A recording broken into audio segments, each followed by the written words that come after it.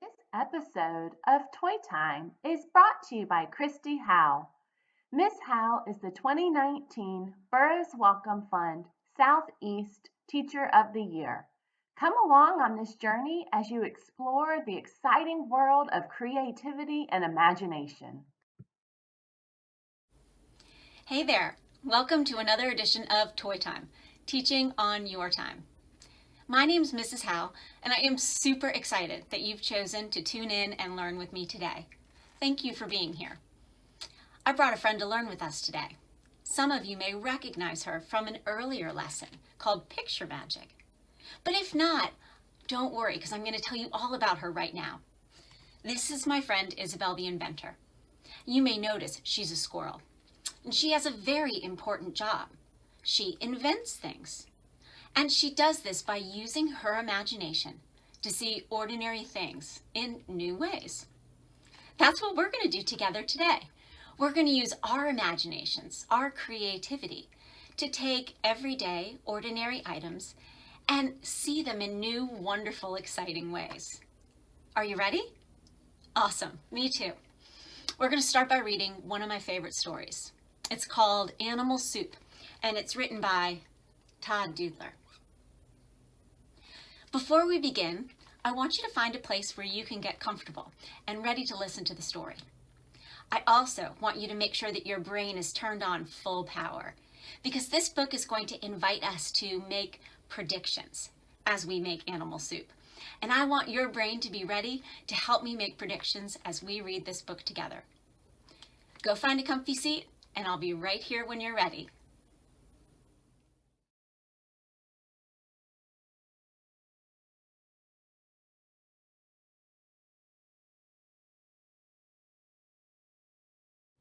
Welcome back.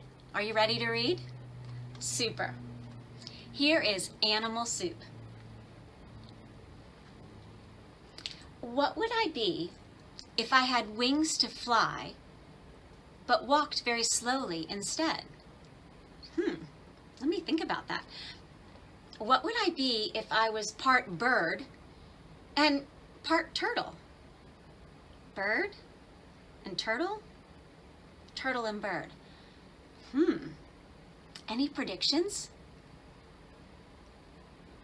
I like that idea. Well, let's lift the flap and find out. If I were part bird and part turtle, I would be a birdle. I love this book. It cracks me up every single time. I love that the words have come together to make a brand new animal name. And then the animals have been combined in a picture. So you can see that it has the shell of the turtle, but it has the wings and the beak and the legs of the bird. All right, ready? Next one. What would I be if I were pink from head to toe and swung by my tail from a tree? What would I be if I was part flamingo and part monkey? Flamingo, monkey. All right, remember, we're going to try and combine the animal in terms of the way it looks. It will look part monkey and part flamingo. Can you picture that in your head? And then we're also going to try and combine the animal name. So we'll have part of the word flamingo and part of the word monkey. I wonder what it's going to be. Do you have a guess? Great idea. All right, let's check it out. If I were part flamingo and part monkey, I would be a, wait for it, flamonkey! We can see part of the flamingo's body and part of the monkey's body. And I love his little surprise face, like, oh goodness, what has just happened to me? Are you getting the hang of it? I'm sure you are. Let's try another one. Okay, this is one of my favorites. What would I be if I liked to eat nuts like a squirrel and swim in the deep blue sea like a whale? Squirrel, whale? What's your guess? Oh, I like that idea. All right, let's check it out.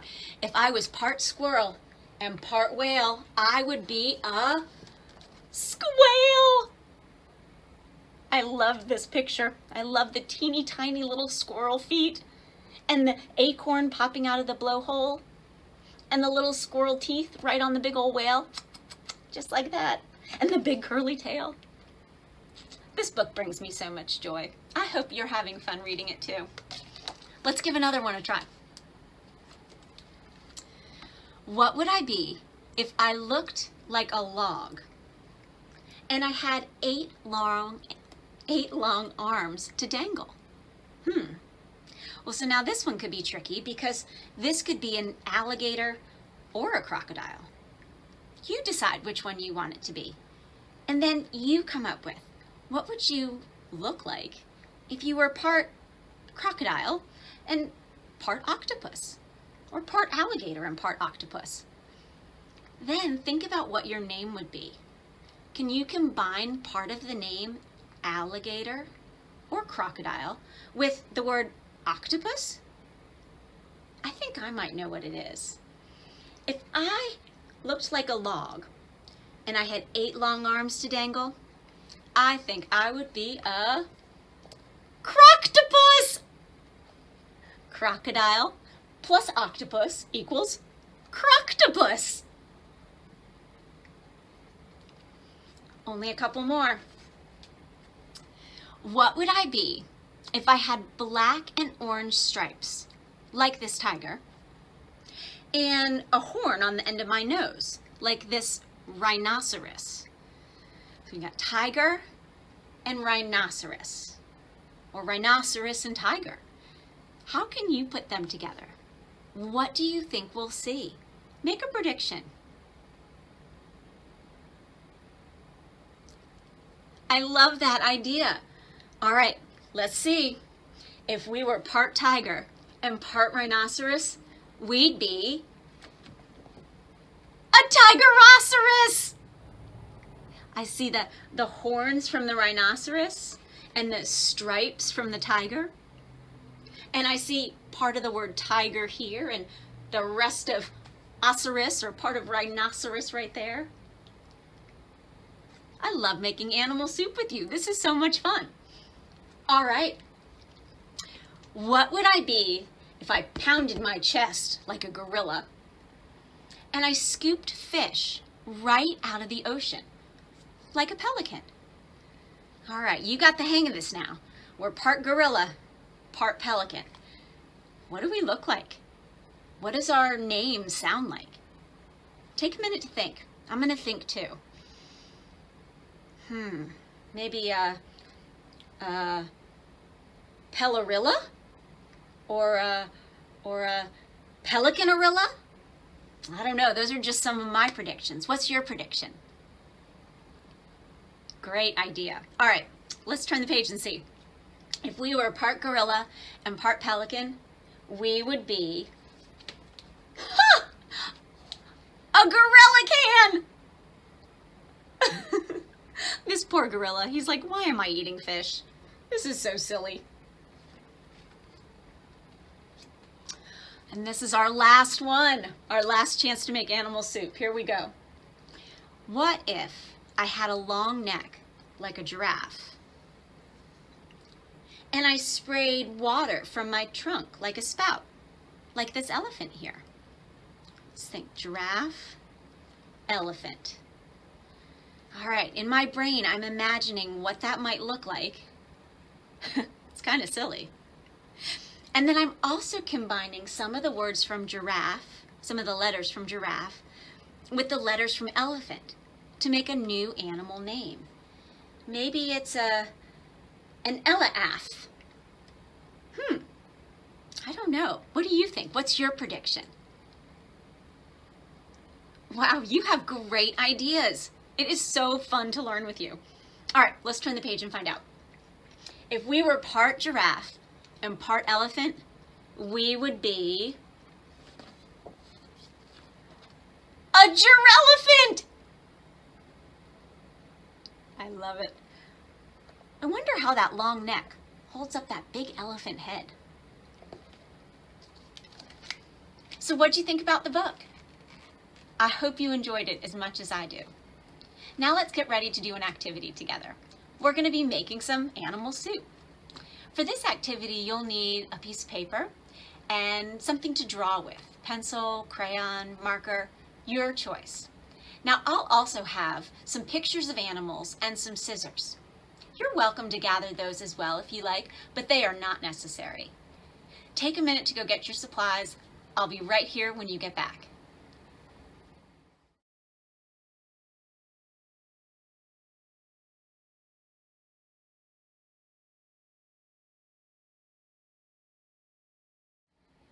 Hey there, are you ready to make animal soup with me? Awesome, let's get started. For this activity, you'll need a piece of paper and a material with which you can draw, a pencil, crayon, or markers. I've also cut up some small pictures of animals. These are the ones that I use with my students when we're in school. So you'll see I have a lizard and a monkey and a turtle. And with my students, I put all of these animal pictures into a magic box. And students reach their hands into the magic box and they pull out two animals. Let's see what I'm going to pull out today. A koala and a tiger. Now, my job is to think like an inventor. I'm going to use my imagination to create animal soup. I'm going to take an everyday, ordinary koala and an everyday, ordinary tiger, and I'm going to create a brand new animal that has never existed before. Now, when you do this at home, you can use pictures of animals if you like, but you don't have to. You can select two animals that you'd like to work with. You could also write the name of the animal down on a piece of paper and then pull from the magic box to find what two names you have. So you can see what I'm doing at home. I have some larger pictures that I'm going to use today. I picked a dinosaur and a kangaroo. And I'm going to set it up just like we did in the book. I'm going to have my dinosaur right here and my kangaroo. Now, I'm going to use my imagination. I'm going to think about this everyday, ordinary dinosaur and this everyday, ordinary kangaroo. If I was part dinosaur and part kangaroo, what would I be? Well, I'm going to brainstorm. I'm going to take some of the letters from dinosaur and combine them with some of the letters from kangaroo. It doesn't matter which animal comes first. That's up to you and your imagination. Let's see, I'm going to begin with the first part of dinosaur. I'm going to say and the last part of kangaroo. Let's see, a dinaroo. Ooh, I like the way that sounds. Dinaroo. I can almost imagine what that dinaroo is going to look like. Or maybe I want to start with kangaroo, and I'll take the kang. I'll take the first part of kangaroo and I'll take the last part of dinosaur. Then I would be a kangasaur. Ooh, I like both these names. Both of these would be great new animals to invent. You can combine parts of the names in any way that you like. Some of these names that you select may sound better, more interesting, or more funny to you. Select the one that you like best. The great thing about when we're inventing and using our imagination is that there is no wrong answer. Then, once you've created the animal name that you're excited about, this is when I want you to start with your picture. So I'm going to need to include some of the characteristics of the dinosaur, and then also some of the characteristics of the kangaroo. Now, I'm not as wonderful an artist as I know you are, so you'll have to bear with me, but I'll do my best. So I'm going to pick the big long tail of the kangaroo. One of my students taught me that the kangaroo uses the tail to help balance itself. So I'm always a big fan of the kangaroo tail. And then I'm going to take the spikes of the dinosaur, because I really like those spikes, and I'm going to take them all the way out to the end of the kangaroo tail. And then I'm going to pick one dinosaur foot with his big old toenails, And then I'm going to pick one kangaroo foot with the big old feet for hopping. And then, let's see, we'll have the dinosaur face, but we'll have the kangaroo ears, the kangaroo nose, but the dinosaur teeth. And now you have a dinaroo or a kangasaur. And you don't have to stop here. The sky's the limit when we use our imagination. You can use your imagination to design this animal in a different way. You might want to add colors and details. Elaborate on your design to make it more interesting and come to life. You might want to start to think about the habitat for your new animal. What kind of place would a dinaroo or a kangasaur live? What would they eat? Where would they sleep? I wonder what weather they'd like best. You can continue to let your imagination run wild, creating new exciting things out of everyday, ordinary items. I hope you had fun today making animal soup with me. I really had fun learning with you. Thank you so much for spending part of your day with me today. I hope everyone is doing and staying well.